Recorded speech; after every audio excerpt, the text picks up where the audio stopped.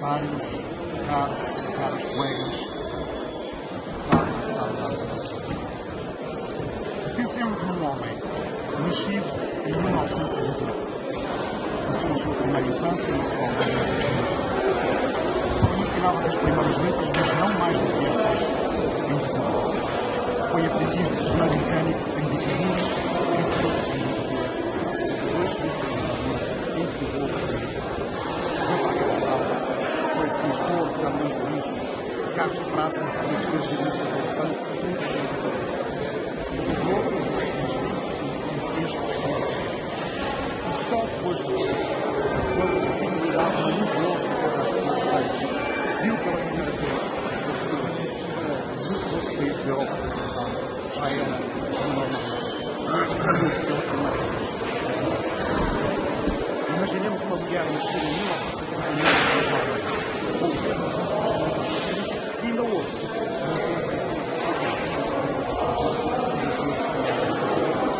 Vai chegar a ver o seu país. Precisou chegar aos 90 anos. Esta não é a minha história. Esta é a nossa história. A história de décadas de conversão do potencial humano. Porque é isso que a mulher é, além da conversão das liberdades civis. É a história de milhões de pessoas.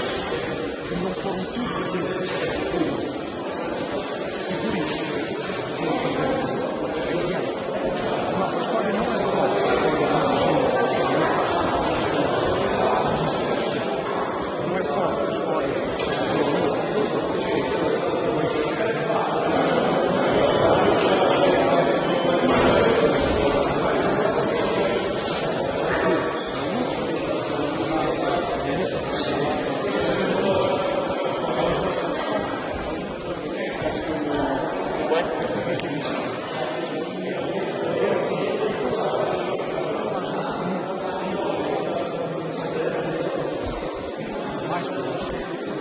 mais possibilidade, mais potencial.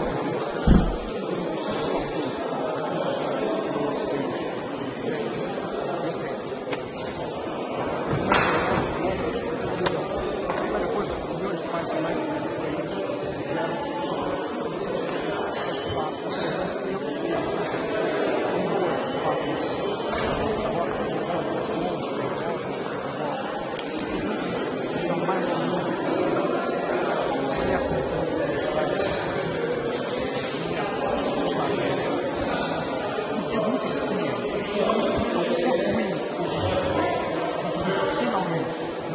de acesso ao ensino para todos, numa escala e de uma forma que nunca tinha existido na história de quase 900 anos deste país. O que fazemos por nós, em gratidão ao 25 de Abril, o nosso dever perante o 25 de Abril, é o que fazemos por nós, pelo nosso futuro e pelo nosso país. Com as liberdades cívicas e políticas, com o Serviço Nacional de Saúde, que garante que ninguém precisa de temer ir à bancarrota só por estar doente, o acesso ao ensino público é parte fundamental do caminho para podermos ter, desde há 48 anos, aquilo que para outros países tem sido apenas a normalidade. As pré-condições para uma sociedade dinâmica e da dignidade, a base a partir da qual se constroem os futuros. A 25 de abril de 74, amanhecemos com uma ditadura de décadas. À medida que o dia avançava, ficou claro que não haveria outro caminho senão a democracia. Amanhecemos com um sistema de censura que também tinha décadas e até uma história de séculos no nosso país. À tarde, já saíam jornais dizendo não foi visado por nenhuma comissão de censura. Amanhecemos com uma detestada polícia política que detinha poder sobre os mais simples aspectos da nossa vida cívica e o povo nas ruas deixou claro que não admitiria outra coisa que não a extinção dessa polícia política. O dia 25 de abril foi um dia que valeu décadas. Amanheceu com presos políticos nas cadeias e acabou com a noção de que eles todos juntos nas cadeias decidiram ou saíam todos juntos ou não saía nenhum. Por fim, a 25 de abril de 74, amanhecemos com uma guerra colonial de 13 anos. Mas o dia acabou sabendo-se que ela tinha de acabar. E aí, pensemos um pouco, o 25 de abril não valeu só por décadas, valeu por séculos, porque representou o fim do ciclo imperial e colonial e abriu caminho a que se iniciasse um ciclo europeu, o que significa uma basculação da nossa história tão determinante que creio que ainda não foi verdadeiramente assimilada. Dos 3 Ds da democracia, desenvolvimento e descolonização, pensa-se por vezes que este último foi o mais imediato a ser cumprido. Mas se pensarmos que o abandono das estruturas coloniais significa tratar toda a gente com o mesmo respeito e dignidade e, para o país, encontrar um novo lugar na Europa e no mundo, logo perceberemos que, como os outros 2 Ds, se trata de uma tarefa longa ainda a ser cumprida. O caminho que se abre à frente de Portugal é agora muito diferente daquele que durante séculos nos habituámos a trilhar e ainda bem, o tempo não volta atrás. A partir de agora, contamos só com a valorização das pessoas, do conhecimento e do território como chaves do nosso futuro.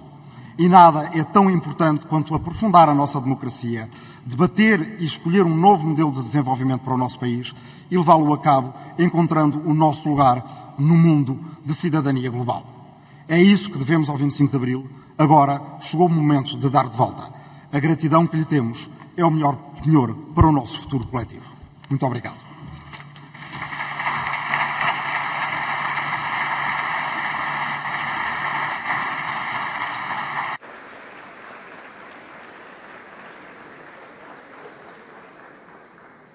Muito obrigado, Sr. Deputado. Para fazer uma intervenção em nome do Partido Pessoas, Animais, Natureza, tem a palavra a Sra. Deputada Inês Sousa Real.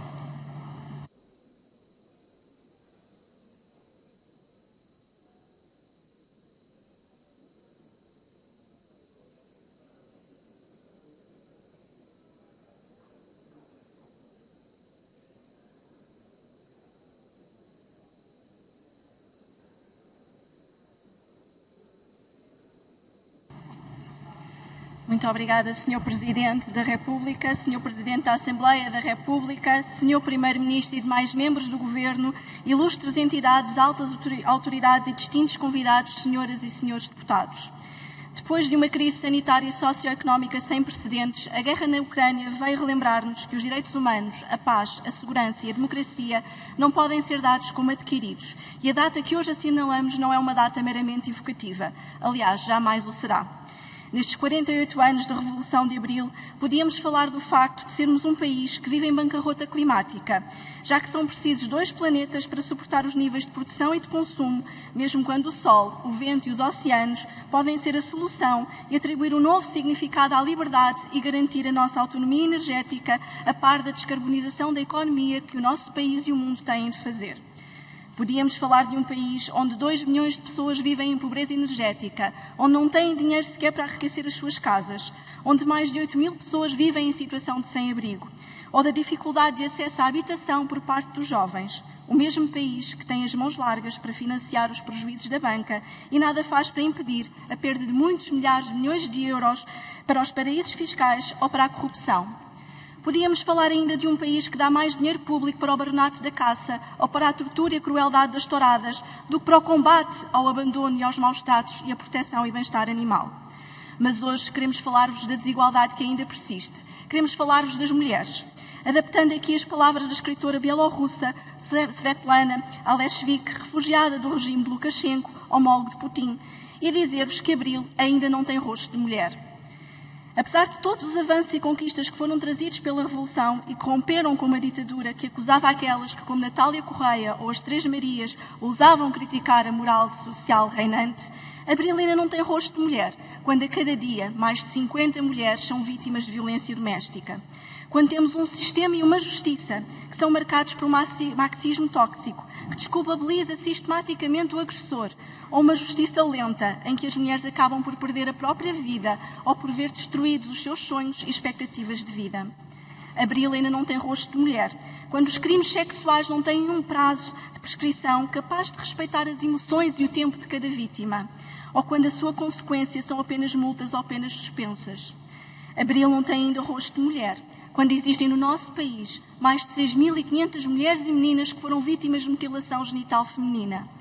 E Abril também não tem rosto de mulher, quando as mulheres têm de trabalhar mais de 51 dias ao ano para igualar o salário de um homem, ou quando nos dizem que vamos ter que esperar até 2052 para ter igualdade salarial entre géneros, ou até 2063 para que os cargos de chefia sejam ocupados por tantas mulheres como por homens. E senhoras e senhores aqui presentes, Abril não tem rosto de mulher, quando as mulheres continuam a ser as mais afetadas pela pobreza, quando 1 em cada 10 mulheres não tem dinheiro sequer para comprar produtos de higiene, vivendo em pobreza também menstrual. E Abril ainda não tem rosto de mulher, quando em 230 deputados deste hemiciclo, desta que é a Casa da Democracia, somos apenas 84 deputadas mulheres e nunca tivemos uma mulher como Presidente da República. E os demais altos cargos do Estado fazem sempre com o rosto masculino. Senhoras e senhores, a 2 anos dos 50 anos da Revolução dos Cravos, as palavras de Maria de Lourdes Pintacilgo mantêm-se infelizmente atuais. O sexismo é uma violação dos direitos humanos. O sexismo é uma praga nacional. É preciso lutar pelo fim do sexismo e transformar a emancipação feminina em realidade. Só assim, a manhã de Abril poderá acordar em plena igualdade e liberdade. Que nos inspira então as palavras de Simone de Beauvoir, para que a manhã de Abril que está para cumprir quanto aos direitos das mulheres seja esta realidade. Que nada nos limite, que nada nos defina, que nada nos sujeite, que a liberdade seja a nossa própria substância, já que viver é ser livre. Pois só assim, Abril poderá ter finalmente rosto de mulher. Viva a liberdade, viva a igualdade, viva o 25 de Abril.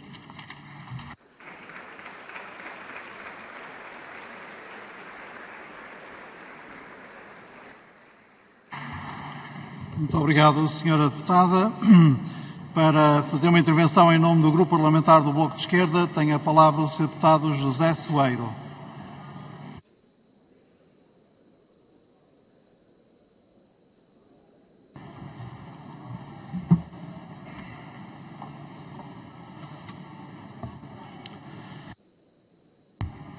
Senhor Presidente da República, Senhor Presidente da Assembleia da República, Senhores Presidentes do Tribunal Constitucional e Tribunal de Justiça, Senhor Primeiro-Ministro e demais membros do Governo, Senhoras e Senhores Deputados, caros convidados.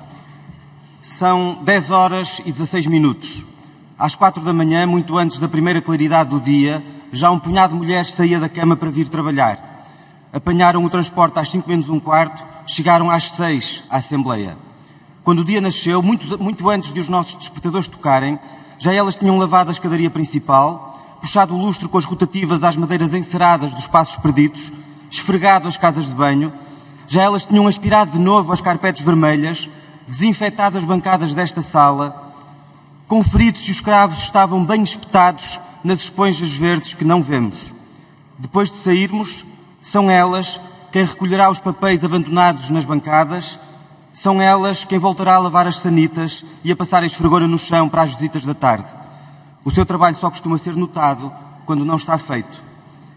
Quem talhou estas madeiras, quem ligou os cabos e segura as câmaras, quem nos transportou até cá, quem lavou as meias que calçamos, quem as pôs no estendal e quem as levantou do estendal, quem passou as camisas e as blusas e os fatos, quem fez o pequeno almoço, quem ficou hoje com as crianças e com os mais velhos. Se foi trabalho remunerado, quanto ganham? Para que esta sessão aconteça, para que a sala esteja pronta para a solenidade, há centenas de pessoas nos bastidores da democracia. Vemo-las mesmo. Que atenção temos dado enquanto sociedade a todas estas pessoas sem as quais o mundo não funciona? Nos supermercados e nas cantinas, nos transportes e nas escolas, nos call centers e nas empresas, nos serviços e na indústria, nas casas. Na pandemia, identificámos profissões essenciais, trabalhadores da linha da frente, chamámos-lhes heróis e heroínas do cotidiano, mas muitas das atividades das quais dependemos continuam a ser as mais desvalorizadas, as mais precárias, as mais externalizadas. Que atenção tem merecido quem produz aquilo de que precisamos? Que consideração tem merecido quem cuida e mantém a vida? 700 e poucos euros de salário, eis o que ganha quem limpa o mundo e o Parlamento. Se tiver um contrato só de umas horas, também os há aqui, são 300 e poucos euros mais 1,39€ para o pequeno almoço. Subtraia-se o transporte e a renda de casa. O que sobra? Subtraia-se a inflação que galopa. Quanto fica para viver? E não é só delas, das que limpam a aflição. É de toda a gente que recebe o salário mínimo ou pouco mais. É da maioria. A quem faz o país funcionar, a democracia não deve apenas gratidão, deve reconhecimento e justiça. No nosso país de salários baixos, a elite dos gestores das 15 maiores empresas, onde se inclui EDP, Pingo Doce, Mota-Engil, Galp, aumentou em 90% o seu rendimento no ano passado. Um gestor chega a ganhar 880 mil euros por mês. Uma caixa de supermercado teria de trabalhar mais de 1250 anos para ganhar o mesmo que o administrador da sua empresa no ano passado. Quão democráticas são estas desigualdades? Não está tudo bem. É tempo de ouvir todas as pessoas que não estão no retrato emoldurado dos notáveis, que não têm nem terão medalhas nem ruas com o seu nome, que estão no avesso dos lugares, mas sem as quais não existiriam lugares. Outras histórias, ou de como Mayna Mendes pôs ambas as mãos sobre o corpo e deu um pontapé no cu dos outros legítimos superiores. A frase é a epígrafe das novas cartas portuguesas. Foi em abril de 1972, faz agora 50 anos, que esse livro, gerado durante 9 meses pelas Três Marias, fazia explodir as convenções, o amor subserviente, as sombras do castigo, o desejo reprimido, o não fales dessas coisas, o a minha mãe diz que é pecado, o olha que o respeitinho é muito lindo, o dá um beijinho à senhora que ela é tão boazinha para a gente, que fazia explodir também as fronteiras entre géneros literários, os limites da linguagem, os interditos temáticos. No país da guerra colonial e da pobreza, do Deus, pátria e família, em que uma mulher tinha de pedir autorização ao marido para ir ao estrangeiro e uma professora primária tinha que pedir autorização ao governo para casar, o livro não durou mais de 3 dias nas bancas. Para o fascismo, por mais primaveras marcelistas, era insanavelmente pornográfico e atentatório da moral pública falar do trabalho das mulheres e da violência contra elas, do colonialismo e da dominação masculina, da vertigem do corpo e do corpo como campo de batalha, dos úteros escangalhados por tentativas de aborto clandestino com agulhas de tricô e talos de couve, do desespero da guerra, da imigração-assalto, da desigualdade, da pobreza, da ditadura. Os livros foram recolhidos e destruídos pela censura. Maria Teresa Horta, Maria Isabel Barreno e Maria Velho da Costa foram atiradas para o Tribunal da Boa Hora. De tal forma, os estilhaços do que tinham escrito tinham ferido o regime. O julgamento, contudo, transformou o caso numa causa feminista internacional. Simone de Beauvoir, entre outras, propôs que as feministas de todo o mundo se mobilizassem. Multiplicaram-se manifestações e protestos pelas embaixadas portuguesas em vários países. Seria preciso a revolução para que o julgamento mudasse, para que tudo mudasse, para que não fosse mais a mesma essa metade da humanidade de que falavam as Três Marias. E não foi a mesma. A nossa democracia nasceu da revolução. Tem a marca inapagável desse cordão umbilical. A democracia não ficou à espera que viesse o documento autenticado, o papel oficial, a ordem do senhor doutor. Foi fazer o sindicato e gerir a empresa porque o patrão tinha fugido. Foi fazer a creche e a cantina porque não havia e era preciso.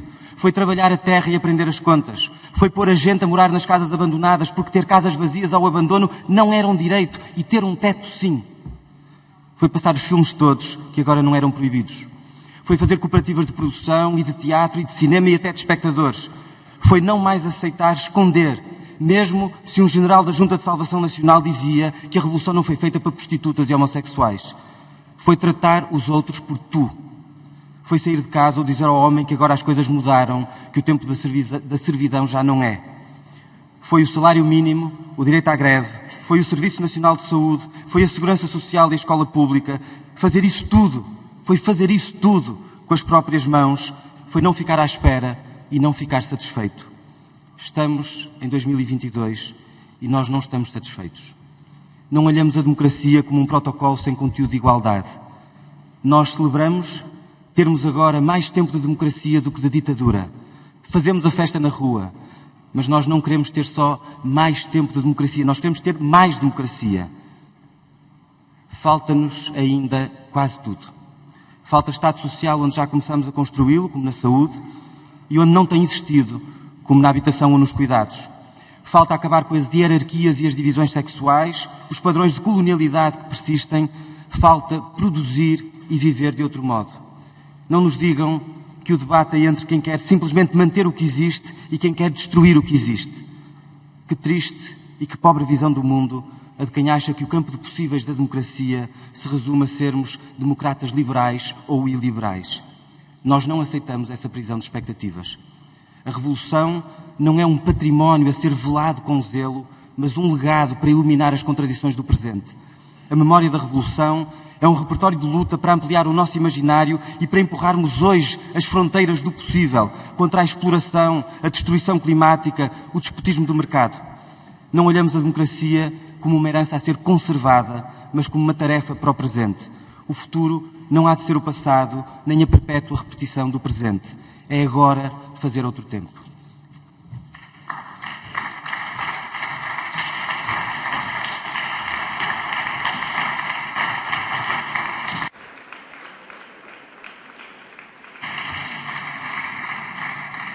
Muito obrigado, Sr. Deputado.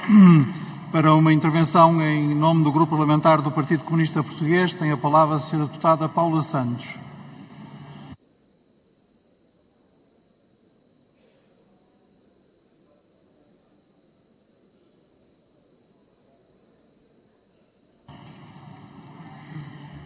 Senhor Presidente da República, Senhor Presidente da Assembleia da República, Senhor Primeiro-Ministro e demais membros do Governo, Senhores Presidentes do Supremo Tribunal de Justiça e do Tribunal Constitucional, Capitães de Abril, ilustres convidados, Senhoras e Senhores Deputados.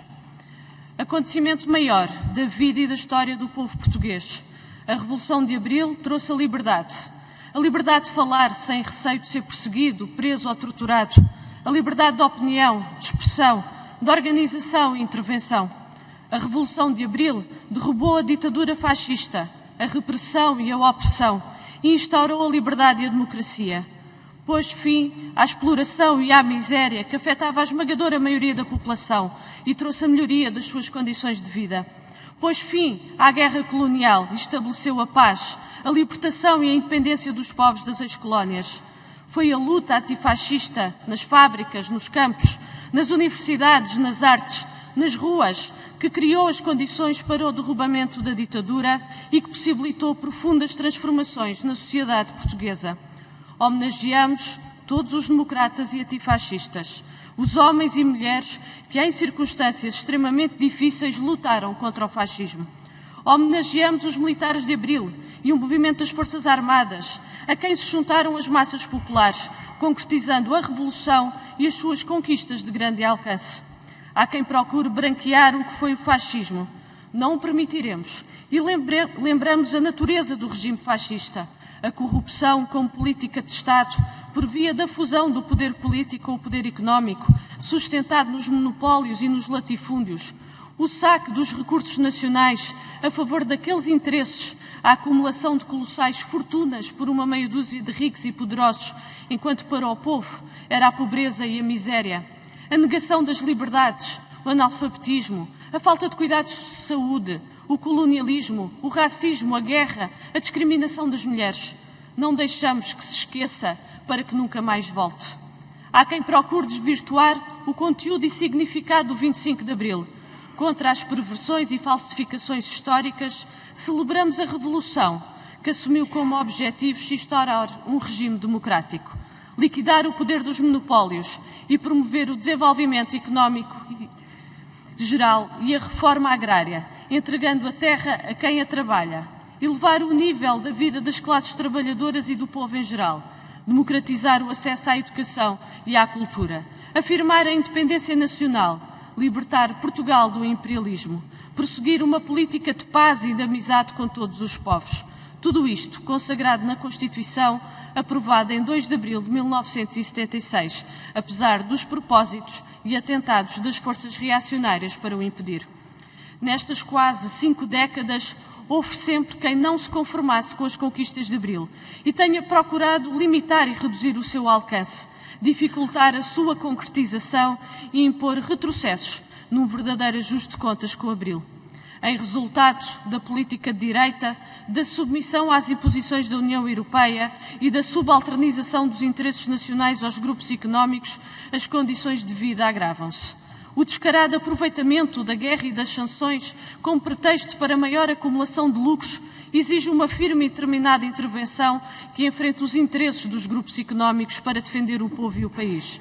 No entanto, o Governo PS e os partidos à sua direita recusam essa resposta e insistem em impor aos trabalhadores e ao povo que paguem a fatura da guerra e das sanções.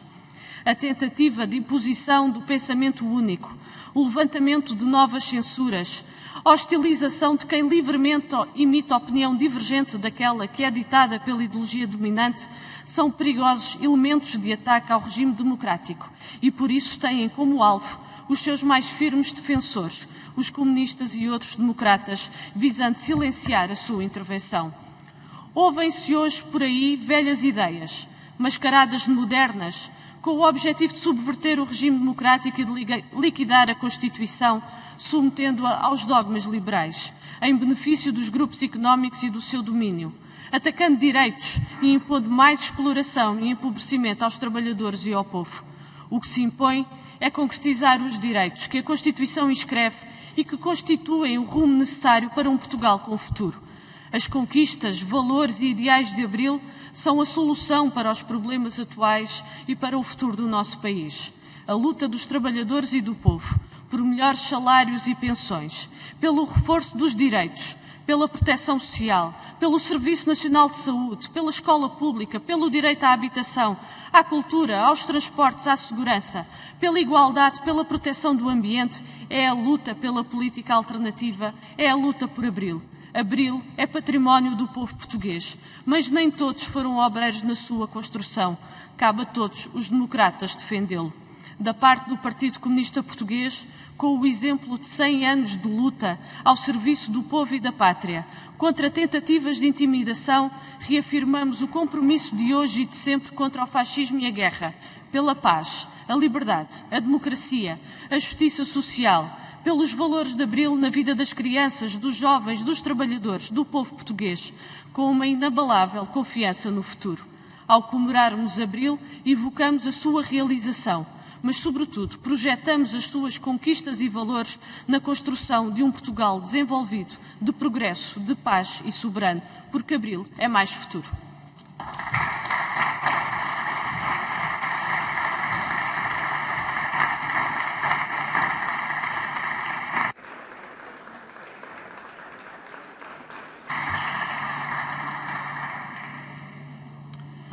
Muito obrigado, Sra. Deputada. Para fazer uma intervenção em nome do Grupo Parlamentar de Iniciativa Liberal, dou a palavra ao Sr. Deputado Bernardo Blanco. Faça favor.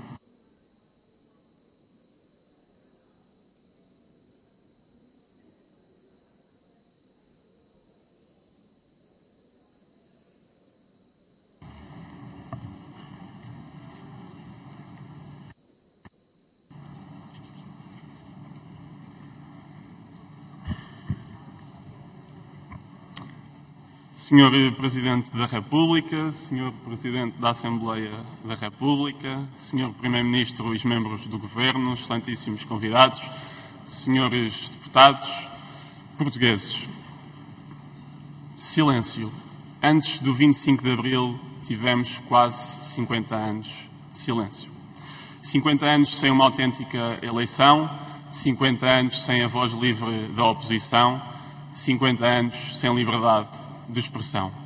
Como é que isto aconteceu? Como é que uma grande parte dos portugueses não quis saber? Antes do 25 de Abril, Portugal era um país fantoche, controlado por uma mão cerrada. Portugal tinha, em primeiro lugar, uma justiça fantoche. Portugal tinha presos políticos sem crimes. Havia proibição de livros e filmes. Os homens tinham mais direitos que as mulheres. Em segundo lugar, Portugal tinha uma economia fantoche, baseada num nacionalismo económico, controlada por cartéis do Estado, com pouco ou nada de livre mercado. E em terceiro, Portugal tinha um sistema político fantoche, baseado no culto do chefe, na opressão da polícia política, na rejeição da democracia liberal e da crítica. Como é que isto aconteceu? Como é que uma grande parte dos portugueses não quis saber e como escreveu Fernando Pessoa? Sim, é o Estado Novo e o povo ouviu, leu e assentiu. Sim, isto é um Estado novo, pois é um estado de coisas que nunca antes se viu.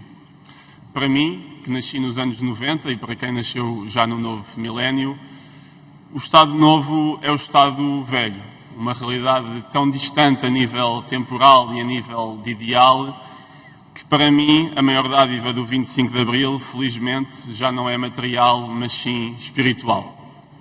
Para mim o 25 de Abril é o dia em que os portugueses quiseram saber. É o dia que representa o espírito de insurreição que rompe a ditadura, de insurgência que rompe a censura, de inconformismo que rompe a estagnação. E é este espírito que tem de voltar com prontidão. Este ano, em que, como já aqui hoje assinalado, os 48 anos de 25 de Abril superam os 48 anos de ditadura, não é certamente dia para acabar com o estado a que chegamos, relembrando Salgueiro Maia, mas é dia de refletir e de mudar sobre o estado a que chegamos. Portugal está de novo num longo sono, muito menos grave e de forma obviamente incomparável com o sono anterior, mas que não deixa de ser preocupante. Portugal é um país estagnado. Portugal economicamente está parado, socialmente está hipnotizado, politicamente eu diria que está desligado. Hoje, o dono de um restaurante em Faro que quer aumentar o salário de um jovem de 800 para 900 euros, vê o Estado a levar metade desse aumento e o jovem nem faz ideia, perpetuando um país de salários mínimos, cada vez dos mais pobres da União Europeia. Hoje, uma enfermeira em Lisboa ganha 1.000 euros líquidos, grande parte vai para pagar a sua habitação, pensando todos os dias, cada vez mais, na opção forçada de emigração. Hoje, uma médica ou um consultor no Porto que ganhem um pouco acima da média, entre IRS e Segurança Social de elevadas dimensões, vêem praticamente 40% do seu salário a ir para um Estado que gasta 4 mil milhões a brincar aos aviões. Hoje, uma família em Aveiro, em vez de ter liberdade de escolher a escola dos seus filhos, tem menos mobilidade social, porque é obrigada pelo Governo a frequentar a escola do seu código postal. Hoje, uma família em Braga tem menos escolhas na saúde e tem mais filas de espera prolongadas, porque o Governo decidiu, ao contrário do resto da Europa, acabar com as parcerias público-privadas. E hoje, de Beja aos Açores, metade dos portugueses não vota. Um caso único na Europa Ocidental, agravado, obviamente, pelo facto de não haver um círculo de compensação nacional. A boa notícia, obviamente, é que Portugal não está condenado. Não é esse certamente o nosso fado, mas para Portugal sair da cauda da Europa e voltar a estar na frente, é preciso romper com tudo aquilo que o Estado Novo ainda nos deixou. É preciso mudar o pouquinho e o receio pela ambição e a inovação dos descobrimentos. Mudar o respeitinho cego à autoridade pelo inconformismo da Revolução Liberal de 1820. Mudar o desinteresse e a apatia pela participação massiva de 90% nas eleições de 1975. Falta a Portugal o inconformismo de Abril para romper a estagnação. Abril confiou-nos esta difícil missão, a de continuar a querer saber da política, de Portugal, da Europa, do mundo, essencialmente do futuro. E como Abril nos demonstrou e a guerra na Ucrânia nos confirma, a democracia é difícil de conquistar, mas fácil de perder. E por isso, hoje, importa dizer que todas as pessoas livres, onde quer que vivam, são cidadãos da Ucrânia. O 25 de Abril, terminando, Sr. Presidente, é um legado maior que todos nós, cujo único dono é o povo português. É o dia despertador. É o espírito que nos acorda ao longo do longo sono de ontem em busca do melhor amanhã. Portugueses, vamos voltar a querer saber. Vamos, com o inconformismo de Abril, romper a estagnação. Muito obrigado, Sr. Presidente.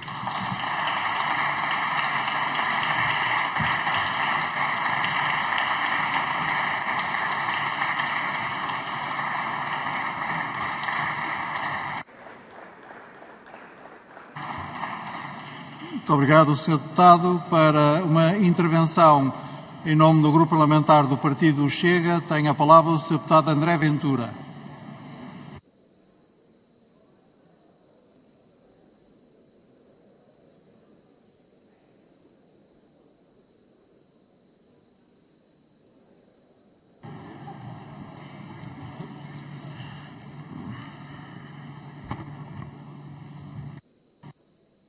Senhor Presidente da República, Senhor Presidente da Assembleia da República, Senhor Primeiro-Ministro, demais autoridades, senhores deputados, ilustres convidados. A história que nos ensinaram deste dia e desta manhã foi a história da glória destes escravos que aqui hoje enfeitam o Parlamento.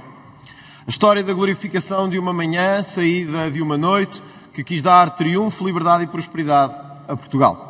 Por isso passámos e continuamos a passar todos os nossos dias 25 de Abril, saudando-nos uns aos outros, trazendo estes escravos vermelhos e mostrando ao país que somos diferentes. Hoje, e talvez nunca tenha sido dito nesta Câmara, devíamos sim olhar para os portugueses e dizer desculpem porque falhamos. Porque falhamos. Falhamos na justiça que construímos. Falhamos num império que se dissolveu e que deixou outros países à sua mercê e famílias à sua sorte. Falhámos nos jovens que querem emigrar como nunca, no país que lhes tinha prometido ser o país da prosperidade.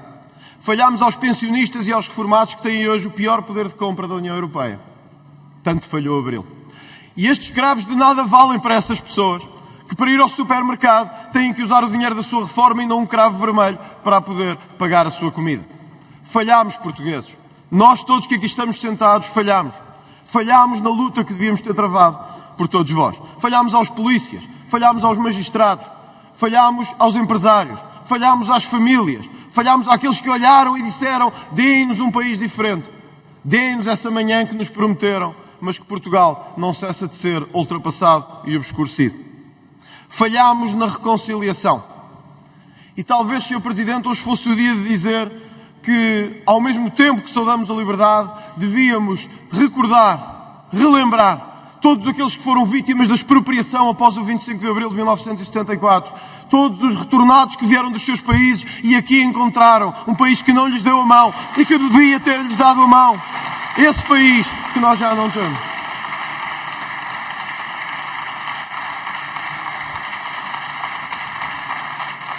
Sim, Sr. Presidente, falhámos também a esses. Falhámos aos retornados, falhámos aos ex-combatentes, alguns deles a viver na rua, aqui nesta cidade de Lisboa. Enquanto celebramos que os escravos vermelhos deste Parlamento, há ex-combatentes que estão debaixo do metro e que estão debaixo da estação de Santa Apolónia. Viva Abril, sem dúvida. Mas era o Abril de todos os portugueses, inclusive é daqueles que o fizeram e que foram esquecidos por Portugal. Esses todos, as vítimas da expropriação, da reforma agrária, o esquecimento de um regime que não deixou de os esquecer e que ostensivamente fez por os ignorar. Não devíamos aqui hoje ter medo de os citar e de os trazer também à memória, porque são tão portugueses como nós, são tão famílias como nós também somos. E por isso permita-me dirigir-se, Sr. Presidente da República, meu adversário e vencedor das últimas eleições, com um pedido muito específico, que é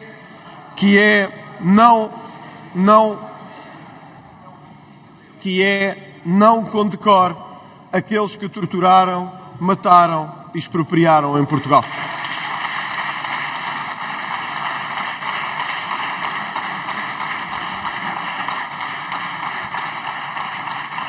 Senhor Presidente da República, nós não podemos ter entre os condecorados pessoas que mataram bebés, pessoas que assassinaram famílias, pessoas que destruíram a economia portuguesa nos anos 70 e 80. Ainda hoje estamos a pagar por isso.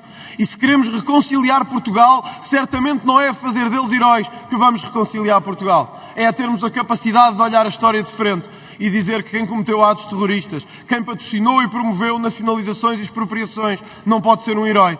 Tem que ser considerado aquilo que é um bandido e nós devemos tratar os bandidos como bandidos, que é isso que são. Por isso, Sr. Presidente da República e Sr. Presidente da Assembleia da República, permita-me deixar neste dia solene este repto. Nenhum sentido faz estarmos aqui hoje, celebrar 25 de Abril, se não tivermos a coragem de dizer que não teria havido 25 de Abril se não tivesse existido 25 de Novembro. E devemos ter a coragem de dizer a Portugal que o 25 de Novembro foi o dia que nos trouxe a liberdade e a democracia. Por isso falhamos. Falhamos em todos os dados que temos ao nosso dispor. Em 1975, Sr. Presidente, Portugal estava no Índice de Desenvolvimento Humano na 23ª posição. Em 2015, estava na 41ª. Estes escravos deviam dizer isso todos os dias. Portugal estava na 23ª posição, passou para a 41ª. Aquilo que tínhamos era mau, muito do que veio depois, pior foi, ou o mesmo mau continuou a ser. 3 em cada 4 jovens do nosso país ganham menos de 950 euros por mês. 3 em cada 4 dos que nos estão a ver em casa sabem bem do que é que estou a falar. Ganham menos de 950 euros por mês. Em alguns deles hoje olham para países que ainda há poucos anos estavam atrás de uma cortina de ferro e têm lá salários mais altos do que aqui nós praticamos. Como é que foi possível termos chegado aqui? Dizemos que naquelas chaimites vinha a ética e a transparência e a justiça. E nesta semana de 25 de Abril, Sr. Presidente, tivemos mais um ministro que saiu direto do Governo para uma instituição que financiou e cujo orçamento distribuiu dotação para lhe financiar no Isqueté.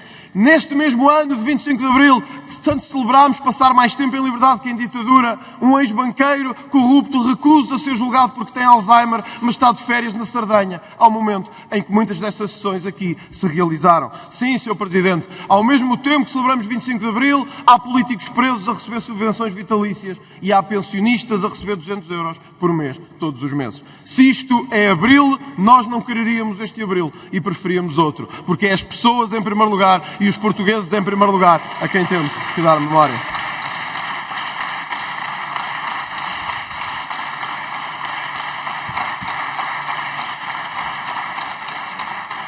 Nos 48 anos de Abril, nos 48 anos da Revolução dos Cravos, devíamos assumir aos portugueses que falhámos. Falhámos no progresso e fomos arranjando sistematicamente desculpas para dizer que falhámos. Foi a crise financeira, foi a pandemia, agora é a guerra. Não sei a que velocidade iam os chaimites que vinham de Santarém para Lisboa. Mas sei uma coisa. Sei que na velocidade do pós-25 de Abril, Portugal ficou sistematicamente para trás. Talvez o símbolo de algumas avarias militares daquela manhã viessem a ser o símbolo do que foi a avaria do país nos anos que se seguiram. Eu não aceito viver num país que ao fim de 10 ou 15 ou 20 ou 40 anos de democracia se deixa ultrapassar pela Letónia, se deixa ultrapassar pela Checoslováquia, se deixa ultrapassar por países que ainda há poucos anos estavam na outra cortina de ferro. Eu não aceito viver num país ultrapassado, empobrecido e amedrontado. E não tenho medo de o dizer. Nos 48 anos de Abril continuamos a ter um governo que tenta asfixiar a justiça e atirá-la contra os seus inimigos. Continuamos a ter um país ultrapassado por países que nem sonhávamos poderem ultrapassar-nos há alguns anos atrás. E era isto que devíamos dizer às pessoas neste dia solene. Eles que nos estão a ver e sabem bem, esse país que ficou para trás, nos netos que emigraram, naquele filho polícia que teve que assumir a responsabilidade por defender a lei e a ordem, naqueles que fizeram e construíram este país e sentem que hoje pagam mais impostos do que nunca. Vou terminar, Sr. Presidente, deixando isto. Nunca pagámos tantos impostos em Portugal. E para quê? Pergunta-se quem nos está a ver. Para que é que pagamos esta quantidade incrível de impostos, se não para sustentar uma clientela de Estado enorme que empobrece, destrói e que vai destruindo a nossa democracia? Hoje os portugueses sentem que pagam verdadeiramente para sustentar o Estado, mas que pior, pagam para sustentar quem não quer fazer absolutamente nada. E isso não é admissível numa democracia moderna e numa democracia como a nossa. Era Francisco Sá Carneiro que dizia: uma democracia que não se defende vigorosamente não tem o direito de sobreviver. E um povo que não se insurge não tem o direito de vencer. E nós queremos queremos muito vencer. Não vencer pelos cravos, não vencer por qualquer flor, não vencer por qualquer símbolo. Vencer por Portugal, por esse Portugal que precisa de nós. Como dizia o nosso maior poeta: Senhor, falta cumprir-se Portugal. E nós não temos medo, nós cedo ou tarde cumpriremos Portugal. Muito obrigado.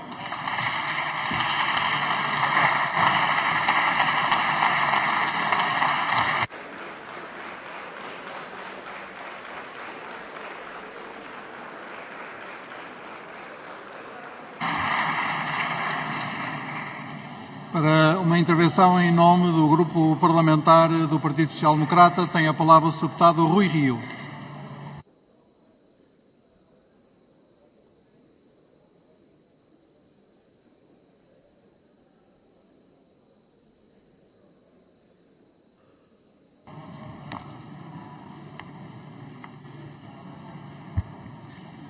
Sr. Presidente da República, Sr. Presidente da Assembleia da República, Sr. Primeiro-Ministro e demais membros do Governo, Senhoras e Senhores convidados, Senhoras e Senhores deputados. Celebramos hoje os 48 anos do 25 de Abril. Fazer um discurso em homenagem à Revolução dos Cravos e, por conseguinte, em defesa da democracia, não pode ser, tantos anos depois, um mero repositório de afirmações laudatórias 1000 vezes repetidas. Uma coisa é a importância e a gratidão que todos devemos a quem nos proporcionou a liberdade há quase meio século atrás. Coisa diferente é honrar esse ato histórico que nos libertou da ditadura com uma análise séria e corajosa da situação em que se encontra hoje o regime que nessa data se fundou. Aqueles que arriscaram o seu futuro e, em alguns casos, a sua própria vida para que o país pudesse viver em democracia, merecem que os homenageemos de forma genuína, ou seja, defendendo sempre os valores que eles heroicamente nos ofereceram. E defender esses valores é, antes do mais, ter a coragem e a frontalidade para apontar o que com o tempo se foi degradando e, dessa forma, enfraquecendo os principais propósitos do 25 de Abril. Se para alguns de nós a Revolução dos Cravos é uma memória bem presente e intensamente vivida, a verdade é que para a maioria dos portugueses ela já é apenas mais uma data histórica ocorrida antes do seu nascimento. Também por isso se impõe que a evocação do 25 de Abril seja um momento de autocrítica sério e realista do trajeto que temos seguido. Porque ficar pelo simples elogio do passado é, objetivamente, renunciar ao futuro. Numa sociedade que muda a uma velocidade nunca antes sentida pela humanidade, a necessidade de reformar o que ainda há pouco se reformou é uma evidência com que temos vivido e com que vamos ter de viver cada vez mais intensamente. Em democracia, esta realidade gerou um desafio de contornos contraditórios que a sociedade tem tido dificuldade em equilibrar. Se é justo responsabilizar a política porque ela não tem tido a coragem de fazer as reformas estruturais que o desenvolvimento do país reclama, a verdade é que a maioria do eleitorado também valoriza muito mais a promessa fácil da benesse imediata do que a realização das reformas que preparam o seu futuro. Esta contradição entre a necessidade dos votos para ganhar as eleições e a necessidade de responder à evolução da sociedade sempre existiu. Mas no tempo presente, dada a voracidade dessa evolução, ela é cada vez mais evidente e, diria eu, bem mais preocupante.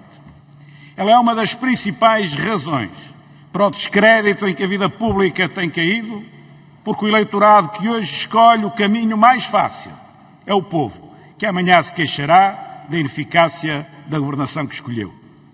Ao cabo de 48 anos, esse descrédito e o descontentamento popular que lhe está associado foram-se transformando nos principais suportes de novas forças extremistas que, com a sua tradicional demagogia, procuram saciar os impulsos emotivos de quem está mais fragilizado.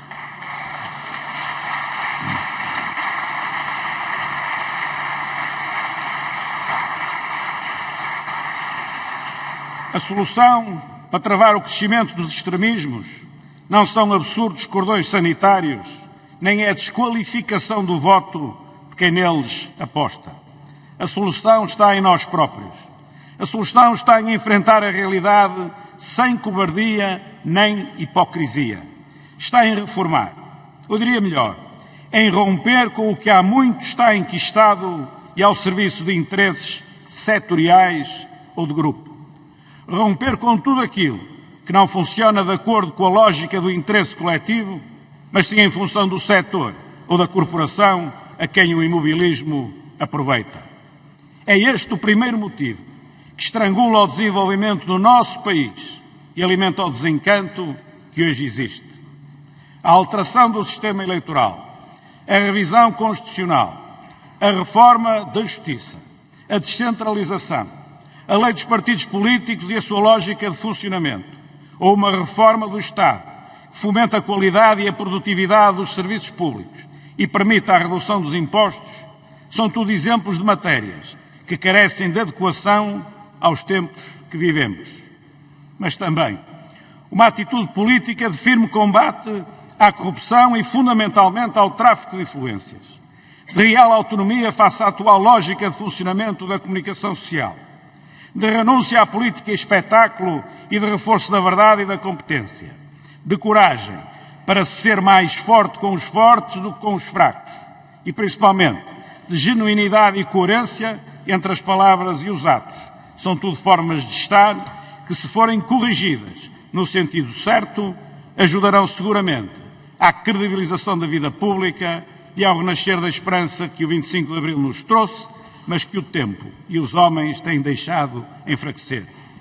Sr. Presidente, se queremos um Portugal virado para o futuro, que não se atrasa cada vez mais na escala europeia e que não quer continuar a ver os seus jovens a emigrar, então teremos de ter o rasgo de fazer diferente, atuando coerentemente sobre as verdadeiras causas do nosso problema. Os que há 48 anos nos deram a liberdade e a democracia merecem que assim o façamos. Merecem que saibamos construir o Portugal com que eles sonharam e pelo qual tudo arriscaram. Porque é esse o Portugal que vale a pena.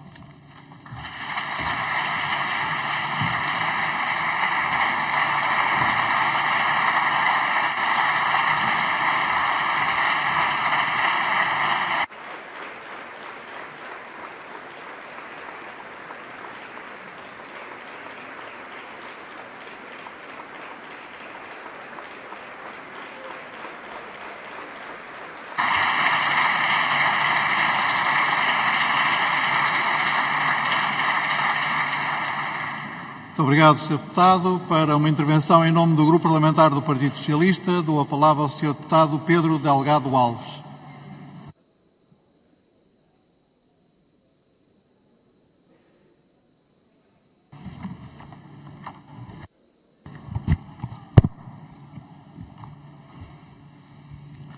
Sr. Presidente da República, Sr. Presidente da Assembleia da República, Sr. Presidente Ramalhianes, Srs. Presidentes Ferro Rodrigues e Mota Amaral, e em voz saudando todos os antigos parlamentares, Srs. Capitães de Abril e representantes da Associação 25 de Abril, e em voz saudando o Movimento das Forças Armadas, Sr. Primeiro-Ministro e demais membros do Governo, Srs. Presidentes do Tribunal Constitucional, do Supremo Tribunal de Justiça e demais Tribunais Superiores, demais autoridades civis e militares, Senhoras e Senhores Deputados, minhas senhoras e meus senhores.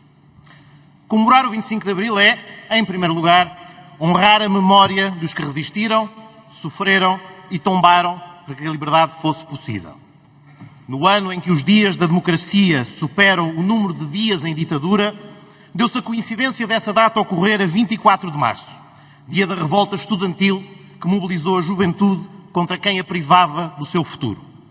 Permitam assim convocar a memória de quem, na resistência ao Estado Novo e na construção da Segunda República, infelizmente, pela primeira vez não acompanhará a celebração de Abril o Presidente Jorge Sampaio.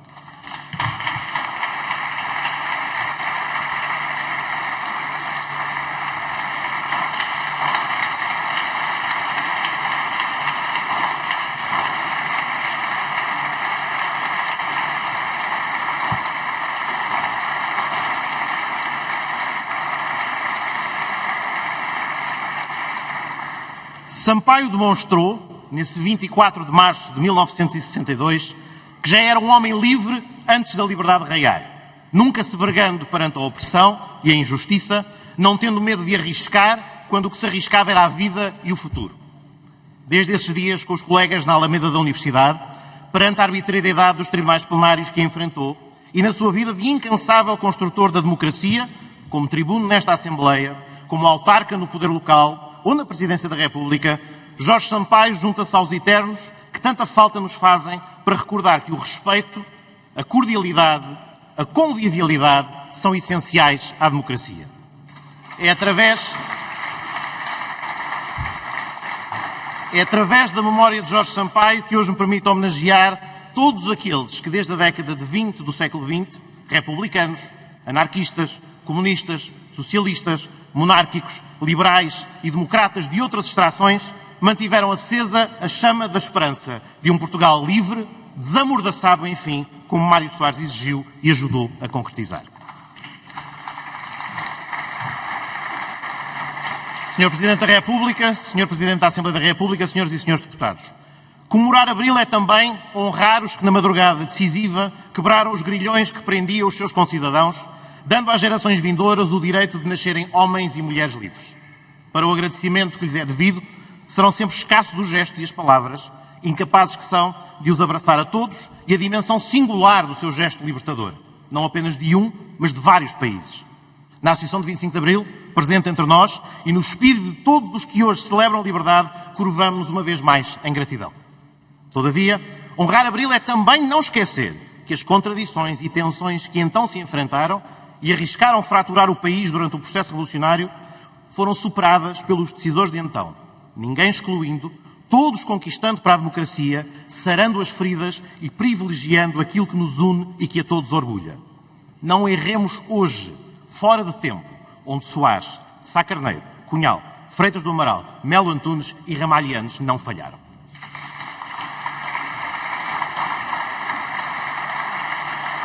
Sr. Presidente da República, Sr. Presidente da Assembleia da República, Senhoras e Senhores Deputados, comemorar o 25 de Abril é ainda reconhecer que o Portugal que somos hoje apenas existe graças às portas então franqueadas. O decurso do tempo que esbate a memória coletiva torna cada vez mais relevante que o dia de hoje seja também um dia de balanço dos feitos da democracia. Não para nos conformarmos e abrandarmos a nossa determinação em prosseguir, mas antes para motivar as gerações futuras a continuar a construir um país mais justo e mais solidário. Confrontemos então o Portugal anterior ao 25 de Abril de 74 com as realizações do Portugal democrático e europeu que temos hoje. Uma menina que nasce em abril de 2022 não se confrontará com um regime que lhe diz que não pode ser juíza ou diplomata, que a sujeita ao seu marido como chefe de família, que não a protege da violência e que lhe determina um papel social do qual não poderá escapar. Uma menina que nasce em abril de 2022 não terá de desafiar uma taxa de mortalidade infantil que envergonha o seu país e poderá encarar o futuro com uma esperança de vida de 81 anos, sabendo que terá o SNS ao seu lado para enfrentar o que surgir pela frente. Uma menina que nasce em abril de 2022, graças à escola pública, não conhecerá um país em que 20% dos homens e 31% das mulheres são analfabetos, mas antes uma população que saltou de 5% de escolarização secundária para 83%. E menos de 1%...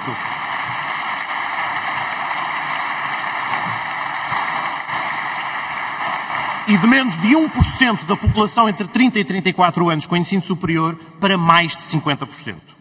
Uma menina que nasce em 2022 e queira viver livremente a sua identidade e orientação sexual não será marginalizada ou tratada como criminosa, nem obrigada a conformar-se com os preconceitos dos outros. Uma menina que nasce em 2022 terá do seu lado a garantia de um salário mínimo, a greve como direito, proteção no desemprego, defesa contra os despedimentos arbitrários, direitos de parentalidade, pensão de quando se reformar e apoios sociais caso precise da solidariedade da sua comunidade. Uma menina que nasce em 2022 não conhecerá limites à sua criatividade. Fruirá sem censura da criatividade dos outros. Terá direito a informar-se e a ser informada, a manifestar-se, a usar da palavra, a não usar da palavra, a ler o que entender e a reunir-se com quem desejar. Uma menina que nasce em 2022 será livre de professar qualquer fé ou de não professar fé alguma. De beneficiar da proteção do Estado contra quem a quiser discriminar, caso seja uma pessoa racializada ou uma pessoa com deficiência. Uma menina que nasce em 2022 terá nas suas mãos o poder de participar com o seu voto na definição dos destinos do seu país, da sua região autónoma ou da sua autarquia. Uma menina que nasce em 2022 conhecerá um país em paz. Não foi por sorte, não foi por obra do acaso, não foi apesar da Revolução que tudo isto aconteceu. Foi graças ao 25 de Abril que se pôde concretizar o desejo do país de aderir ao projeto democrático europeu e de vencer o atraso a que esteve condenado, edificando um país solidário, com instituições democráticas robustas e um Estado social assente na solidariedade, com princípio fundamental de verdadeira emancipação.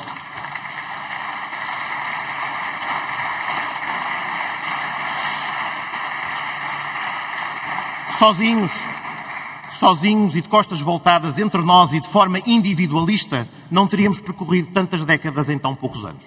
Sozinhos, fechados nas nossas fronteiras, de costas voltadas para a nossa diáspora e para as comunidades de imigrantes que connosco partilham o seu destino, não nos teríamos enriquecido da mesma forma. Sozinhos e de costas voltadas para a Europa ou para quem partilha a nossa língua, não teríamos alcançado o respeito da comunidade internacional e das democracias do mundo. Sr. Presidente da República, Sr. Presidente da Assembleia da República, Senhoras e Senhores Deputados, falta apenas referir a derradeira razão para continuar a comemorar Abril: o futuro. Como disse Manuel Alegre há quase 20 anos, desta mesma tribuna, na sessão evocativa dos 30 anos da Revolução, o 25 de Abril é daqueles raros dias da vida de um povo em que o futuro está em aberto, indeterminado, sendo essa a abertura inicial que faz com que todos os sonhos sejam possíveis. Orgulhosos que estamos do que realizamos, devemos encarar a função de representação que nos convoca hoje com a humildade que decorre de sabermos que ainda nos falta trilhar caminho e que, sendo humanos, muitas das nossas realizações não são perfeitas e não estão completas. Em dias como o de ontem, na Pátria das Liberdades, de ameaças populistas e de recurso à simplificação do que é complexo para instigar ressentimentos entre os cidadãos, a qualidade das instituições democráticas nunca foi tão importante. O respeito pelo outro nunca foi tão fundamental, a preservação do Estado Social nunca foi tão decisiva para nos imunizar contra esses riscos. Muitos dos inconformados com o que ainda falta fazer, desiludidos com os sonhos ainda por realizar ou descontentes com a qualidade da democracia, não são inimigos de Abril, mas correm o risco de ser manipulados ou instrumentalizados por aqueles que são e que nos escuso denunciar. É precisamente assegurando que todos prosperam e que encontram na nossa República, sob a proteção do seu Estado Social, espaços para realizar os seus sonhos, que a ainda jovem democracia portuguesa vencerá o desafio que tem pela frente e evitará que se quebre a adesão popular expressiva que ainda congrega. A este desafio dentro de portas, acresce ainda a cada vez mais urgente necessidade de solidariedade para com aqueles que, mundo fora, precisam de nós na defesa conjunta de uma ordem internacional baseada em regras comuns, onde se abandona a lei do mais forte. Não há qualquer espírito de Abril na força bruta para resolver diferendos, nem no desrespeitar da soberania e integridade dos povos vizinhos.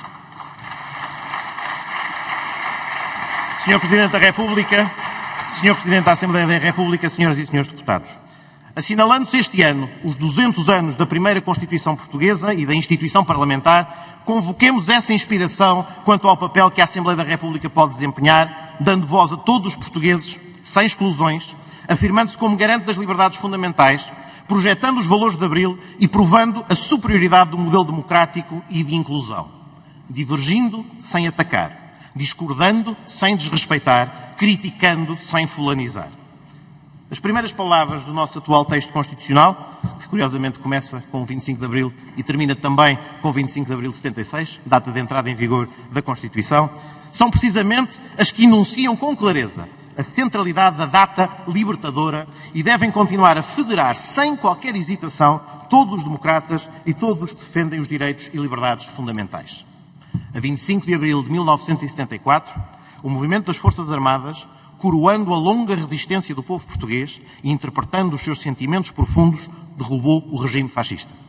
Libertar Portugal da ditadura, da opressão e do colonialismo representou uma transformação revolucionária e o início de uma viragem histórica da sociedade portuguesa. Empenhemos-nos, pois, em continuar a estar à altura deste desafio e desta viragem, mantendo sempre abertas as portas que Abril abriu. Viva Portugal, viva a República, viva o 25 de Abril.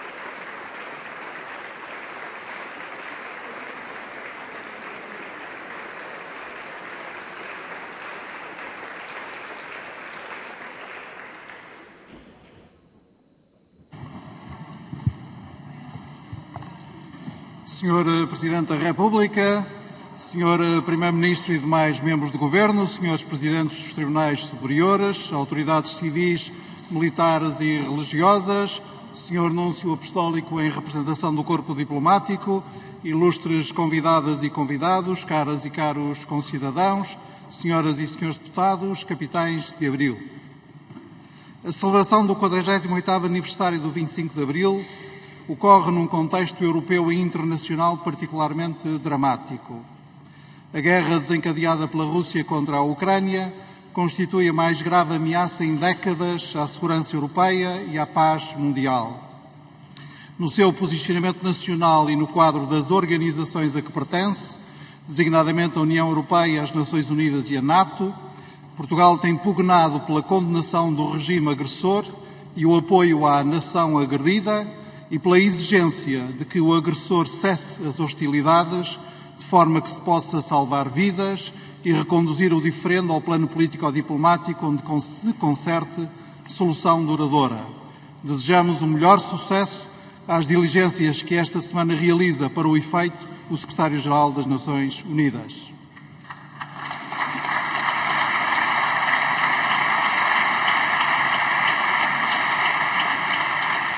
Em tempos tão difíceis, as características essenciais da nossa pátria, como uma democracia madura, um país seguro e pacífico e uma sociedade coesa e aberta ao outro, emergem como um valioso património e um exemplo internacional. Graças à Revolução Libertadora do 25 de Abril e ao modo como fomos desde então construindo uma democracia pluralista que a todos procura integrar, sem admitir fraturas de base religiosa, territorial ou identitária, não tem cessado de crescer o reconhecimento internacional da capacidade portuguesa de comunicar com todos, de fazer pontes entre realidades distintas e de ser uma nação europeia aberta ao mundo. Em tempos de fechamento e ódio, a abertura aos outros de um país como o nosso, onde vivem atualmente cidadãos de quase todas as nacionalidades, sem que isso constitua qualquer problema, onde qualquer confissão religiosa é bem-vinda e que se sente tão à vontade a lidar com os seus parceiros europeus, como na relação com a África, as Américas e as várias regiões da Ásia, essa abertura é um bem precioso que devemos acarinhar. Muito se deve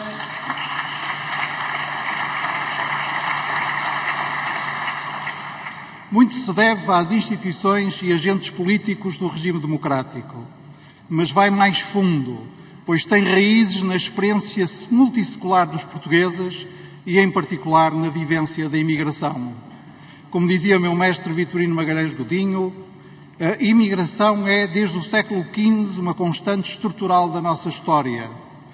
Mesmo na época do Império, agentes que saíam do território peninsular não paravam nos seus confins, antes iam além e além se estabeleciam, se misturavam, se tornavam não forâneos, mas filhos da terra, tão bem estudados pelo saudoso António Manuel Espanha. Na idade contemporânea, o contributo das vagas migratórias para o Brasil, os Estados Unidos, a França, a Alemanha e tantos outros destinos foi determinante para o desenvolvimento económico e a transformação social das regiões de origem. Continua a sê-lo hoje e de várias maneiras, através do consumo e das remessas, captando e realizando investimento, criando um nicho próprio e valioso para certas exportações nacionais, servindo de veículo privilegiado para encontros de costumes, tradições, saberes e maneiras de ser. A capacidade social desta experiência de mobilidade e migração vai formando o que, como sociólogo, tenho designado como o cosmopolitismo ao resto do chão da vida cotidiana, que abre Portugal ao mundo e tende a tratar o estrangeiro como parte da mesma humanidade, igual em direitos e responsabilidades. Eu sei que, em razão da importância para o país das comunidades residentes no estrangeiro, lhes dedicamos o 10 de junho, quando muito apropriadamente celebramos o poeta errante Luís de Camões, o qual dizia ter deixado a vida em pedaços pelo mundo repartida. Mas creio que nos falta ainda evocar o elo essencial entre a democracia e as comunidades, entre as comunidades e a democracia. E não há para fazê-lo melhor data, na sequência das efemérides, do que o dia 25 de Abril. E muito em particular este 25 de Abril de 2022, em que o Parlamento acaba de eleger para presidir-lhe um deputado eleito pelo Círculo de fora da Europa.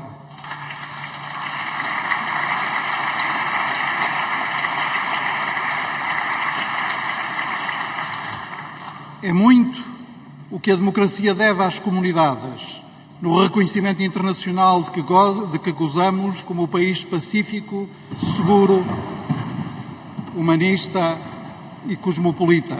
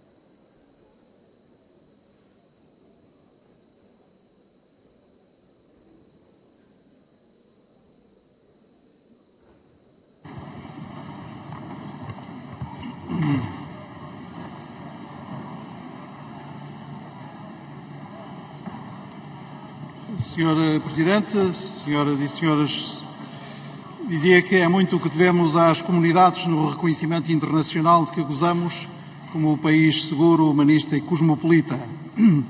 Cada concidadão ou concidadão, onde quer que esteja, é um exemplo vivo das qualidades de trabalho entre ajuda, sociabilidade e civismo que a justo título se associam à nossa gente. Sendo mais de 5 milhões e residindo em mais de 180 países, a influência que assim projetam os portugueses e lusodescendentes é verdadeiramente global. As comunidades que formam são uma demonstração concreta de quão falso é o mito da contradição entre identidade originária e integração, sobre que repousam variadas estirpes de xenofobia. De facto, as comunidades portuguesas são um exemplo claro de dupla vinculação harmoniosa, de uma banda ligação profunda a Portugal e às respectivas regiões e localidades, da outra, inserção plena nas sociedades de acolhimento, com respeito escrupuloso pelas suas leis, usos e costumes. Essas características estão enraizadas na história da imigração, mas a instauração da democracia política e o desenvolvimento que ela permitiu vieram conceder-lhes uma nova dimensão. Porque a realidade social e cultural do país se transformou e mudou consequentemente a imagem que os outros fazem de nós, porque a descolonização primeiro e a integração europeia depois alteraram substancialmente a definição dos circuitos e modalidades de mobilidade internacional em que os portugueses se inscreviam, porque a escolarização maciça se traduziu também em novas oportunidades de integração laboral e social no exterior, e tudo isto ajudou a diversificar os perfis da imigração, a composição social dos migrantes, as condições de sucesso de filhos e netos nas sociedades de acolhimento, a conquista progressiva de posições de alta responsabilidade nas empresas, academias, instituições públicas e organizações internacionais, assim enriquecendo-nos a nós todos. Porém, se a mudança social e política associada ao processo de democratização do nosso país no pós-25 de Abril influenciou sobremaneira o estatuto e os percursos dos residentes no estrangeiro, também estes foram decisivos para o sucesso da democracia e do desenvolvimento nacional. Várias das portas que Abril abriu foram abertas pelos migrantes. Basta atentar na forma como, entre 1974 e 76, 1 milhão de portugueses retornados da África em condições tão difíceis e traumáticas e da Europa se integrou plenamente na sociedade portuguesa e aí recuperou a economia local sem nenhuma fratura. Esses imigrantes retornados são um dos alicerces do regime saído do 25 de Abril e afirmemo-lo alto e bom som no dia da celebração.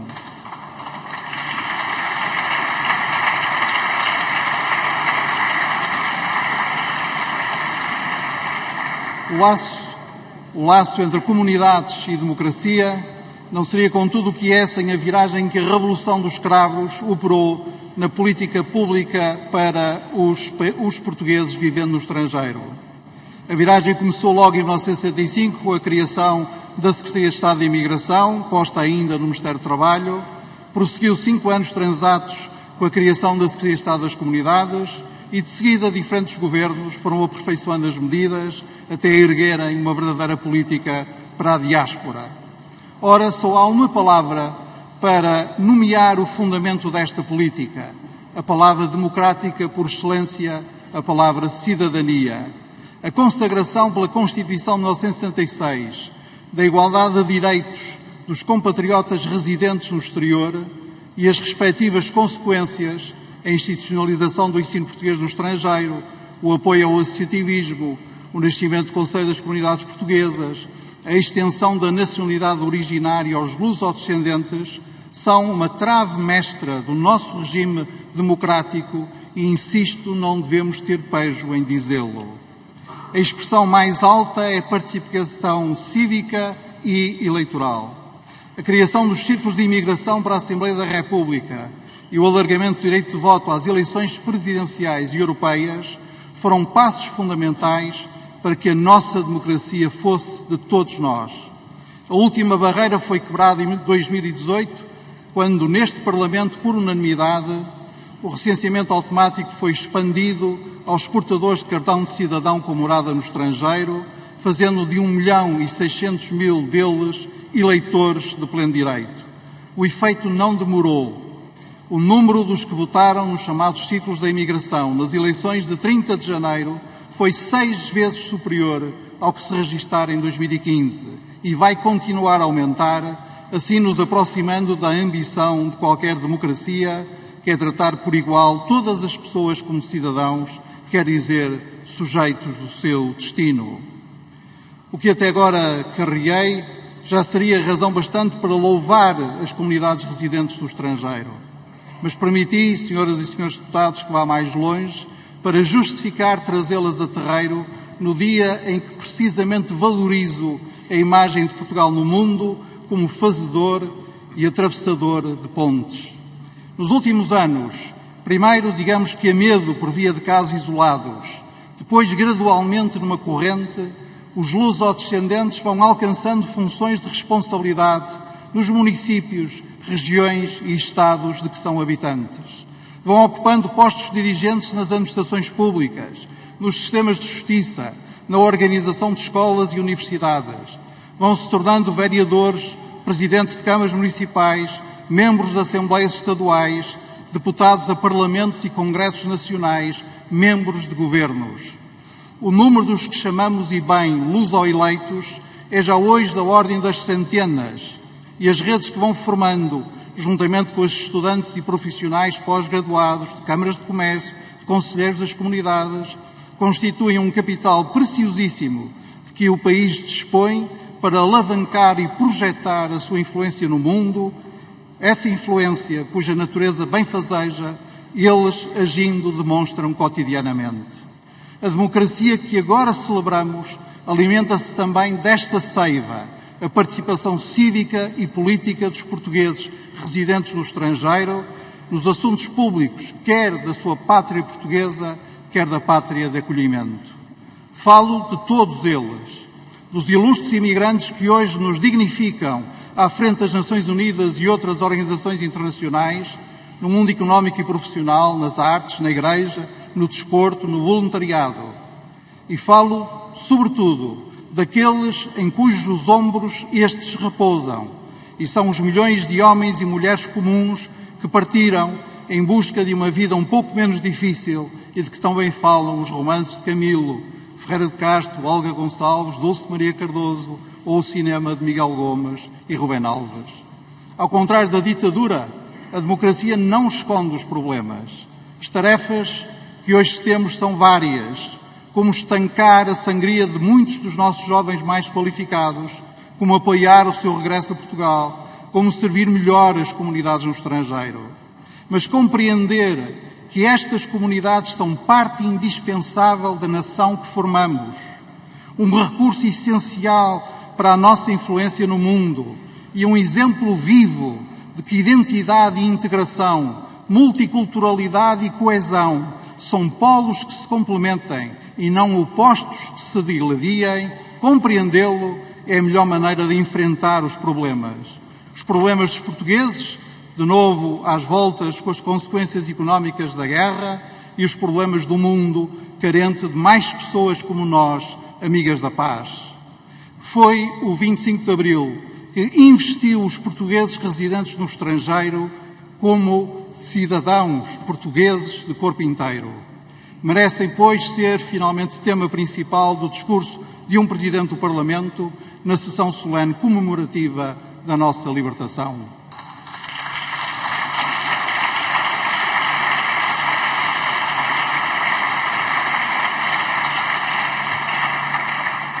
A revolução que encheu de cravos os canos das espingardas fez dos portugueses residentes no estrangeiro e dos seus descendentes membros plenos da comunidade cívica que é a nossa pátria.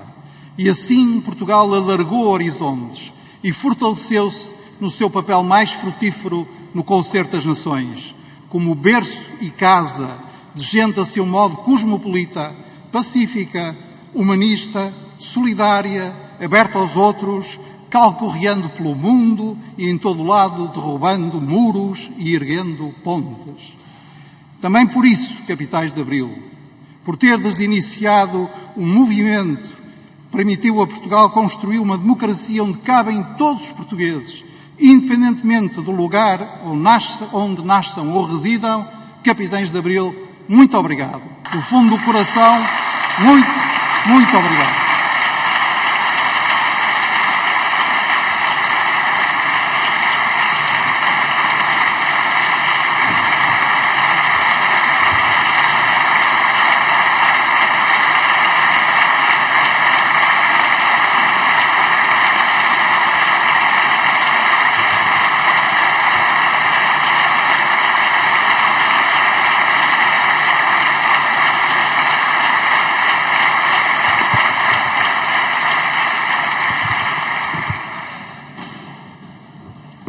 O Sr. Presidente da República vai agora dirigir uma mensagem ao Parlamento. Faça favor.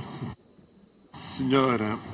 Presidente da Assembleia da República, Sr. Primeiro-Ministro, Senhora e Senhores Presidentes dos Tribunais Supremos, Sr. Presidente António Ramalhianes, Srs. Presidentes João Bosco Mota Amaral e Eduardo Ferro Rodrigues, Sr. Núncio Apostólico e representação do Corpo Diplomático, Senhores Membros do Governo, digníssimos convidados, em particular os representantes dos Capitães de Abril, Senhoras e Senhores Deputados portugueses.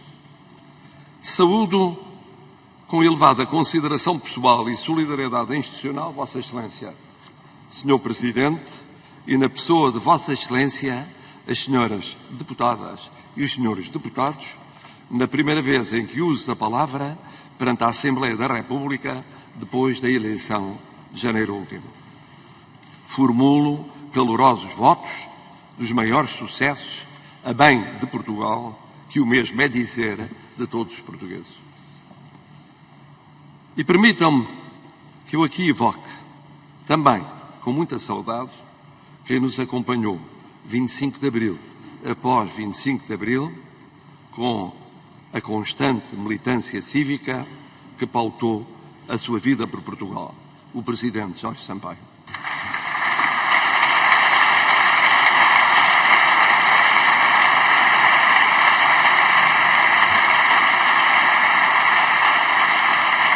Senhoras e senhores deputados portugueses, há um ano falei-vos do Portugal na sua caminhada do Império até o 25 de Abril, à descolonização e à democracia.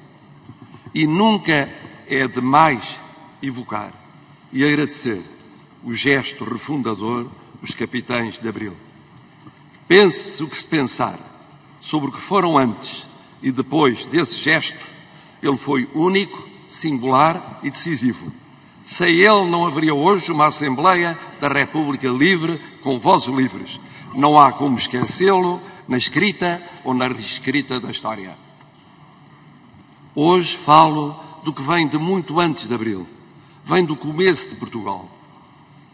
Mesmo se só tem 700 anos no mar, 400 anos dos quais como corpo permanente e organizado, muitos séculos em terra e um século no ar. São as nossas Forças Armadas, garantes da independência, da soberania, da integridade e da unidade da nossa pátria. E nestes tempos em que a guerra na Europa reentra nas nossas casas, toca as nossas vidas, muda o nosso dia-a-dia. Falar em Forças Armadas é falar daquilo que, sendo passado, é muito presente e, mais ainda, futuro. Esta guerra não é a única neste instante no mundo, mas é talvez a mais global de todas. Esta guerra não foi a única que conhecemos na Europa já depois de abril de 74, mas pode vir a ser a mais brutal em refugiados forçados a terem de cortar as suas raízes e também a mais universal nos seus efeitos em quase meio século. Mas não é da guerra que vos quero falar hoje. Hoje, o que importa é falar das nossas Forças Armadas, no Portugal que abril permitiu que fosse democrático, das Forças Armadas em democracia. Há uma semana, agradeci aos nossos militares, e eram 200, que partiam para a Roménia o seu serviço à pátria. iam em missão de paz, não em missão de guerra. Para defender a paz, não para fazer a guerra. Para prevenir contra mais guerra e contribuir para criar mais paz. Paz para a Europa, desde logo para aquela Europa em conflito e as vítimas diretas, imediatas e mais trágicas da guerra. Paz para a pátria, a nossa pátria do mesmo modo. Paz e segurança. Aquela paz e segurança que é a missão primeira das Forças Armadas, pela pátria. E o que é a pátria que elas existem para servir? É um Estado independente há quase 900 anos? É, mas é mais do que isso. É uma comunidade de vida, de cultura, de língua, de identidades forjadas na diversidade, a que muitos chamam nação, mesmo se o nosso Estado é há muito plurinacional. É, mas é mais do que isso. É uma história feita de glórias e fracassos, e mais glórias do que fracassos. Se não porventura aqui não estaríamos agora. É, mas é mais do que isso. É uma ideia, um projeto, um desígnio que nos une para além daquilo que nos separa, como sermos universais, espalhados pelos mundos e servindo como plataformas de encontro entre eles. É, mas é mais do que isso. É tudo o que disse, mas mais, muito mais. Uma pátria são pessoas de carne e osso, todas somadas e cada uma delas de para si. Vivam cá dentro das fronteiras físicas, vivam fora delas, no território espiritual, que é onde estiver cada um de nós. Portugal são os portugueses, mais os que se acolheram ou por eles foram acolhidos, e cada qual diferente, diverso e repetível. Servir a pátria, como existem para servir as Forças Armadas, é servir esses portugueses cá dentro e lá fora, mais aqueles que se integram na nossa família comum. Servir a pátria desde sempre foi traçar o nosso território continental e partir para as ilhas, e atravessar oceanos e contactar continentes, e quase perder, ou perder mesmo a independência, e reconquistá-la tempo após tempo, geração após geração, e perder batalhas e guerras, mas ganhar umas e outras, nas armas, na diplomacia, na economia, no tecido social, mas também na língua, na cultura, nas pessoas. Sim, porque as batalhas, como as guerras, se perdem e ganham nas pessoas, com elas e para elas. Servir a pátria neste tempo, por exemplo, ir para a Roménia, como estar na Lituânia, na República Centro-Africana, no Mali, no Mediterrâneo, no Golfo da Guiné, em Moçambique. É nessas, como noutras paragens, servir a paz e a segurança a todos nós. Mas como? Como é que na Roménia, ou nos céus da Europa Báltica, ou noutras Europas, Áfricas, Américas ou Ásias, se luta pela paz e a segurança? Luta-se porque as nossas fronteiras já não são as que foram. Porque no Báltico, como no leste europeu, as fronteiras da União Europeia são as nossas fronteiras. Tal como noutros continentes, as fronteiras da CPLP são as nossas fronteiras. Tal como em alguns deles, as fronteiras da NATO ou do mundo ibero-americano são as nossas fronteiras. Tal como cada vez mais por esse mundo fora, que são as Nações Unidas, as fronteiras da paz, da segurança, da liberdade, da igualdade, da luta contra a miséria e a pobreza e pela ação climática são as nossas fronteiras. Se a paz não existir, a insegurança atingirá também as nossas vidas, a começar na dos compatriotas espalhados pelo universo. A nossa economia, os preços da nossa energia, dos nossos alimentos, dos nossos bens básicos e tantos dos nossos projetos de vida. A paz e a segurança não são, pois, apenas, e já seria muitíssimo, mesmo o mais pungente, a vida e a morte de quem está a 2 ou 3 dias de viagem das nossas casas. Não, é o nosso viver de todos os dias. São as Forças Armadas não os únicos, mas dos principais garantes dessa paz. Mais visivelmente ainda em tempo de guerra, mesmo se não entram nessa guerra. Previnem, ajudam a construir e preservam, mesmo ali ao lado, a paz possível e desejável. Mas fazem mais, muito mais, cá dentro. desinfetam lares e escolas, organizam vacinação nacional em pandemia, apoiam em incêndios florestais, cheias, catástrofes naturais. Não são os únicos, mas são sempre dos fundamentais. E ainda dão e querem dar mais formação profissional para reinserção no emprego e na sociedade. Senhoras e senhores deputados portugueses, por que razão neste 25 de Abril falo das nossas Forças Armadas na democracia que temos de recriar jornada após jornada? Porque sem as Forças Armadas e Forças Armadas fortes, unidas e motivadas, a nossa paz, a nossa segurança, a nossa liberdade, a nossa democracia, sonhos de 25 de Abril, ficarão mais fracas. Porque reconhecer como são importantes as Forças Armadas na nossa vida como pátria exige mais do que recordarmos por palavras essa sua importância. Porque se queremos Forças Armadas fortes, unidas, motivadas, temos de querer que tenham condições para serem ainda mais fortes, unidas e motivadas. Porque se não quisermos criar essas condições, não nos poderemos queixar de que um dia descobramos que estamos a exigir às nossas Forças Armadas missões difíceis de cumprir por falta de recursos. Porque se o não fizermos a tempo, outros o exigirão por nós e depois não nos queixemos de frustrações, desilusões, contestações ou afastamentos. Porque pode ser tão simples mobilizar com pequenos grandes gestos. Estimular a que quem é indispensável para servir nessas missões fundamentais o possa fazer com horizontes de esperança. Juntar ao reconhecimento pelas qualidades excepcionais que cá dentro e lá fora é unânime quanto às nossas Forças Armadas, mais meios imprescindíveis para poderem sê-lo também mais e melhor.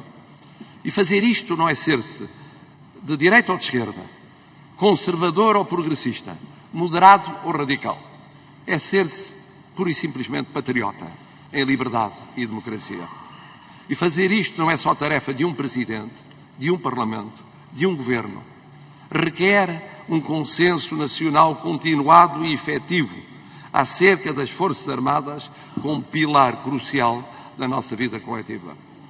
Não podemos aplaudir ou clamar mesmo por maior envolvimento em ações externas, ou querê-las ainda mais presentes nos apoios internos, nomeadamente em situações extremas, e pensarmos que longe vão as guerras, que há muito mais onde gastar dinheiro, que nós podemos dispensar de nelas investir em benefício de todos nós. Nós sabemos que mesmo quando lhes faltam esses meios, são das melhores das melhores. Mas não nos habituemos ao simplismo de converter milagres em cotidiano modo de vida. Ajudemos a esses milagres, sobretudo quando eles respeitam à paz e à segurança de todos nós. Neste tempo em que a guerra surge como mais real ainda, em que a pandemia impôs necessidades mais evidentes, neste dia em que celebramos democracia e liberdade e em que percebemos que como a paz e a segurança tocam as nossas vidas, não é demais pensar como pátria que somos, nas Forças Armadas que temos, nas que queremos ter e nas que precisamos de ter. Como desafio de todos, dos poderes públicos, da sociedade, de cada portuguesa, de cada português. Porque se os portugueses não perceberem e não aderirem e não apoiarem, não há poder público, mesmo o mais corajoso ou voluntarista, que vingue sem a vontade popular. É urgente essa vontade popular, constante e firme, para que a liberdade e a democracia, para as quais o 25 de Abril abriu pistas fundamentais que prosseguimos até hoje, vivam sempre. Para que esse sonho do 25 de Abril viva sempre, mas sobretudo para que Portugal viva sempre. Vivam a liberdade e a democracia, viva o 25 de Abril, viva, não menos do que isso, Portugal.